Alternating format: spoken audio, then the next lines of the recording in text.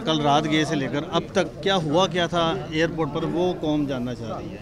एक मिनट इशफाक भाई, 20 मिनट ले गया जी सर। रिलैक्स। इशफाक भाई, बेसिकली आपका सवाल बड़ा पर्टिनेंट है। आप जानते हैं कि इमरान रियाज़ ख़ान ने पिछले 2 हफ्ते से इस्लामाबाद हाई कोर्ट में 3 पटिशन्स फ़ाइल की। जो पहली पटिशन थे उसमें कहा कि जो साइबर क्राइम का केस तौहीन IG पंजाब का था, जिसको बुनियाद बना के इसका नाम PNIL PCL ECL में डाला, उसको जस्टिस ख्वाजा मोहम्मद आमिर फ़ारूक साहब the honourable chief justice Islamabad high court ने स्ट्रेट अवे सेटिसाइड किया, नाम निकाला। जो ही इमरान प्रोसीड किया एयरपोर्ट पे तो इसको रोका इस्लामाबाद एयरपोर्ट पे, और हमने फौरी तौर पर एक और कंटेम्प्ट पटिशन फ़ाइल की और एक और क्रेडिट पटिशन फ़ाइल की। और उसमें भी स्ट्रेट अवे हमें यकीन था कि ये 2 सिनेरियोज़ होंगे, ये नाम निकाल के दोबारा डाला होगा, ये नाम निकाला नहीं होगा। तो दोनों में अदालत ने दोबारा फिर समाअत की और फिर यही हुआ कि नाम निकाल के दोबारा नई बुनियाद पर डाला एंटी करप्शन के मुकदमे में। अदालत ने उसको भी बड़ा काइंडली जो सा ग्रेशियसली देखा और उस पर भी नाम रिमूव कर दिया PCL से, लेकिन एक कंडीशन जो सा डाल दी कि आप सेक्रेटरी मिनिस्ट्री ऑफ इंटीरियर को जो है जाएँ और उसकी सेटिस्फेक्शन के मुताबिक आप श्योरिटी दें। उसके बाद हमने देखा कि रियासती सतह पर जो वफाकी हुकूमत है उसके हीले बहाने शुरू हो गए कि सेक्रेटरी साहब मौजूद नहीं है 4-5 दिन, मकसद इनका ये था कि उसको हज पर ना जाने दें। उसके बाद हमने intra court appeal partial order की जो है वो की कि देखें हमने कोशिश की है कि ये हम जमा कराएं श्योरिटी सिक्योरिटी, ये ले नहीं रहे तो अदालत इसको सेटिसाइड कर दे। अदालत ने फिर जो है वो कल बड़ा सख्ती से जो है वो ऑनरेबल जस्टिस मियाँ गुल हसन औरंगज़ेब साहब ने और Justice Arbab Mohammad Tahir the honourable जजेस ने कल बड़ा काइंडली जो है इसको देखा और 6 घंटे अदालत जो है वो इस मसले पर 3 मरतबा लगी और फिर हुई, और 8:30 बजे रात को मोहम्मद इमरान रियाज़ ख़ान को अदालत ने ऑर्डर दिया और ये वफाकी हुकूमत से ख़ासकर सेक्रेटरी इंटीरियर से ये अंडरटेकिंग भी ली और ये उनको स्ट्रॉन्ग डायरेक्शन दी कि अब इमरान रियाज़ ख़ान ने लाहौर से 3 बजे ट्रैवल करना है। देखिए मेरी इमरान को एडवाइस ये थी कि वो इस्लामाबाद से ही ट्रैवल करे, लेकिन चूँकि पाकिस्तान में हज की फ़्लाइटें जो हैं उसकी इतनी लिमिटेड सीट्स हैं कि 5 फ़्लाइटें इमरान ने वो करवाई हैं और यकीन करें उसके 10 लाख रुपए जो उनसे हैं वो इस पे खर्च हुए हैं। उसने अपनी फैमिली के साथ बेगम के साथ ट्रैवल करना था और 5 मरतबा टिकट्स कंफर्म करा के हमने कैंसिल किए, हम उन फ़्लाइट्स को अवेल नहीं कर सके। तो फिर लाहौर की हमें आखिरी फ़्लाइट जो है वो हज की अवेलेबल थी जिस पे हमने ट्रैवल करना था, इस वजह से उसको लाहौर आना पड़ा चूँकि फ़्लाइट्स की दस्तयाबी थी ही नहीं।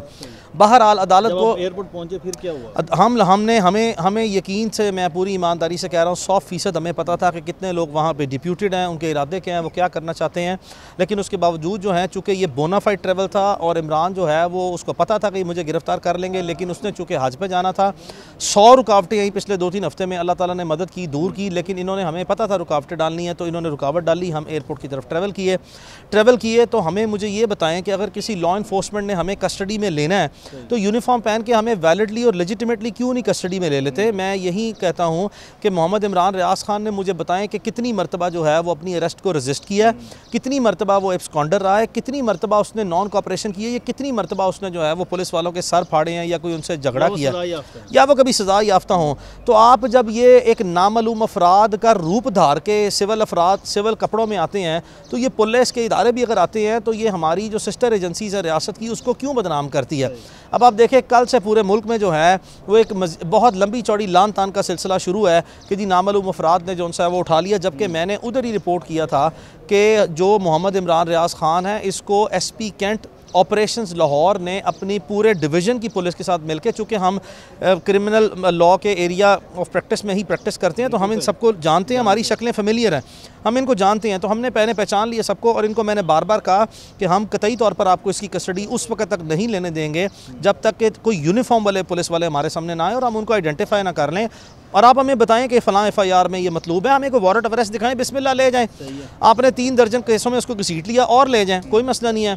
आपका ये अमल जो है, ये जो massive recorded massive abuse and miss use of authority है, ये अब रजिस्टर हो चुका हुआ है और एक वक्त और हालात के मुताबिक इसकी अकाउंटेबिलिटी होनी है।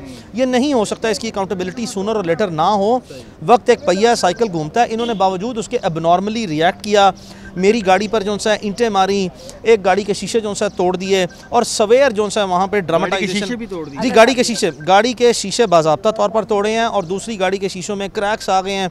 शदीद वहाँ पे हाथापाई तो मैं हुई, 7-8 शदीद ज़दोकोब किया लोगों को। मैं तो चले किसी तक खुशकिस्मती से किसी न किसी तरह जो है वो एजिटेट करता रहा और कोई ना कोई उसको काउंटर जो है वो मर्जर लेता रहा अपने आप को डिफेंड करने के लिए। लेकिन वहाँ पे 7-8 सहाफ़ियों के जो मोबाइल स्नैच किए गए हैं, ये बदमाशी, ये रियासती गुंडागर्दी, ये किस काम की है? क्या ये तमीज़ से, अदब के दायरे में, कानून के तरीके से क्या ये अरेस्ट नहीं हो सकता था? इसको करें। और ये जो अदालतों में आके आप 400 पुलिस वाले लगा देते हैं। से भी मोबाइल छीनने की कोशिश की गई। जी बिल्कुल, शाकिर अवान साहब से भी मोबाइल जो है छीनने की कोशिश की गई, लेकिन ये अब चूँकि एक स्मार्ट कोर्ट रिपोर्टर हैं तो इन्होंने बड़ी मुश्किल से किसी तरह जो है वो अपने आप को खुद भी बचाया और मैनेज भी किया। बहरहाल हमने देखा कि 7-8 ऐसे लोग वहाँ पे जर्नलिस्टिक कम्युनिटी से थे, डिजिटल जो सा है वो जो जर्नलिस्ट हैं उनमें से लोग थे जिनसे मोबाइल छीने गए। नहीं सॉरी 8 ही हैं जी। अच्छा, ये जो लोग जिनके मोबाइल जो हैं वो छीने गए हैं, ये फिर बड़ी इनअप्रोप्रिएट किस्म का बिहेवियर है। मुझे बताएं, ये जो रियासती सतह पर 800 पुलिस वाले, 400 पुलिस वाले आते हैं, 50-50 गाड़ियां लेके, बख्तरबंद गाड़ी में उसको लेके फिर रहे हैं, ये किस लिए फिर रहे हैं? क्या ये एक अकेली गाड़ी में मोहम्मद इमरान रियाज खान एक इंस्पेक्टर या 4 कांस्टेबल्स के साथ यहाँ से नहीं जा सकता था?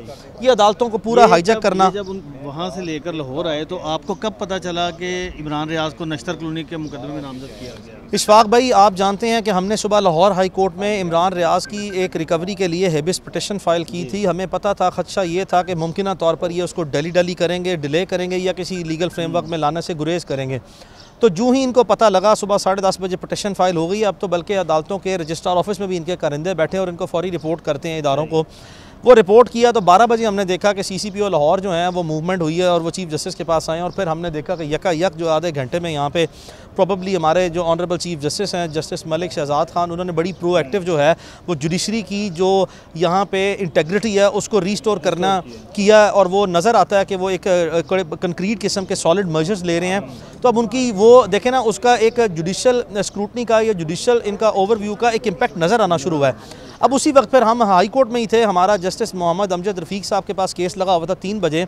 बाद अज़ां हमें फौरी नज़र आया कि ये इमरान को यहाँ पे मूवमेंट हुई है और चोरी छुपे जो सा वो ले आए हैं, ना उसको फैमिली से मुलाकात करने देते हैं, ज़बरदस्ती जो सा उसको अहराम उसका ज़बरदस्ती उतरवाया गया और यहाँ पे हमें 1:30 बजे के करीब पता लगा और हम फौरी तौर पर 15 से 20 मिनट में यहाँ पे आए हैं। कितने बजे इमरान साहब को यहाँ पर पेश किया गया? यहाँ पे 1:15 से 1:30 बजे के दरमियान इमरान को पेश किया गया था। अब क्या सर टाइम हो रहा है इस वक्त? इशफाक भाई तकरीबन 6:15 हो गए हैं। तो 4-5 घंटे ये हेयरिंग चलती रही है इस वक्त। टोटल सा इतना बड़ा केस था? 5 घंटे टोटल इसका टाइम था, जिसमें से तकरीबन 2 घंटे के करीब दलाइल हुए हैं और 3 घंटे अदालत ने फ़ैसला महफूज किया है।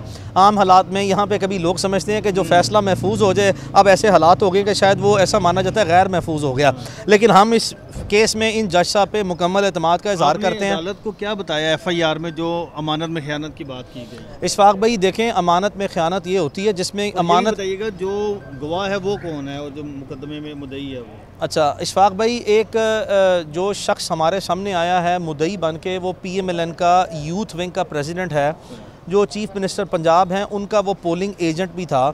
और हमने एक वीडियो भी देखी है कि एक गवाह जिसको लिखा हुआ है डॉक्टर अरशद, उसकी भी एक वीडियो सर्कुलेट कर रही है कि मुझे जली गवाह के तौर पर इन्होंने डाला है, मेरा इस वकूए से कोई ताल्लुक नहीं है। ये भी सामने आ गया। अदालत को बताया कि अमानत में कंसिडरेशन नहीं होती, अमानत एक तरफा होती है, वो किसी एक्सचेंज ऑफ फाइनेंशियल कंसिडरेशन के एक्सचेंज में जो भी चीज़ होती है वो सेल और परचेज़ होती है। तो अगर मैंने कहा मनोअन भी तमाम FIR के इल्ज़ामात को आप तसव्वुर कर लेना, तो तब भी ये ऑफेंस मेड आउट नहीं होता जो 406 अमानत में ख़यानत का। समाज जो मुद्दई था उसका वकील आया?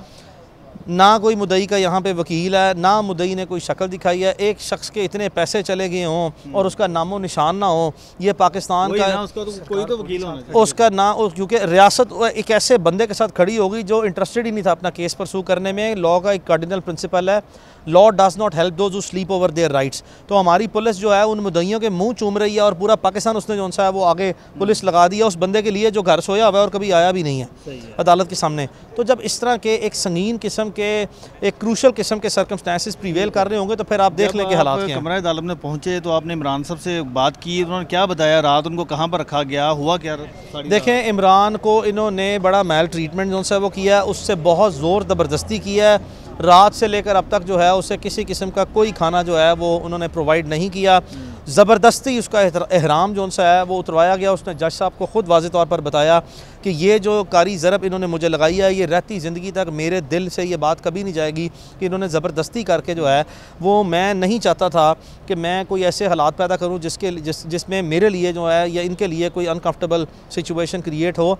तो मुझे इस हद तक मजबूर किया गया ज़ोर ज़बरदस्ती करके कि मुझे अपना एहराम जो सा है वो उतारना पड़ा और कपड़े जो सा हैं उसको चेंज करने पड़े।